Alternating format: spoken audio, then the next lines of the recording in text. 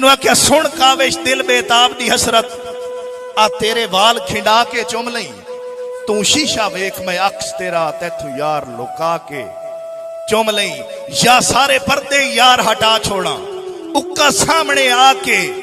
चुम लई नाराज ना उसे वर्के ते जे तेरे होठ बना के चुम लई इंजी हसदियां खेड़दियां जिंदगी दा हो खाली खाना पुर वंजणा है जदा हशर दा कायम मैदान हो सी उदा ओद पहाड़ भी पुर वंजणा है वत असल नतीजा ज़ाहिर हो सी किसे थोड़ा वंजणा है किसे फुर वंजणा है ए दुनिया काविश फानी है तमी टुर वंजणा है के बंदे ओ लजपाल कदा नहीं होंदे जेड़े ज़र्फ तो खाली होंदे वाह वाह बंदे ओ लजपाल कदा नहीं होंदे जेड़े ज़र्फ तो खाली होंदे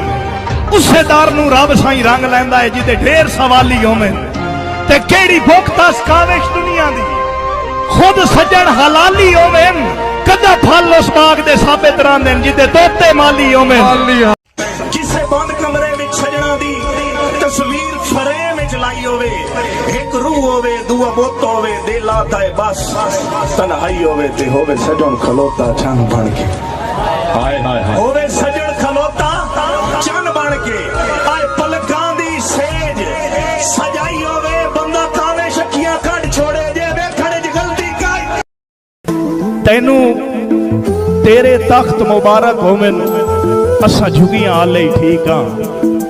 मशहूरियां दी सानू चाह कोई नहीं अणडिठे भाले ठीक हां और तू वक़्त दा शाह असा गुरबत दे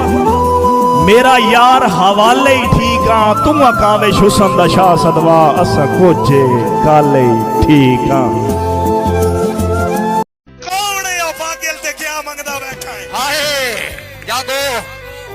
ओ वाह जी वाह कौन है ओ पागल ते क्या मंगदा बैठा है दर्दां दी किथों दवा मंगदा बैठा है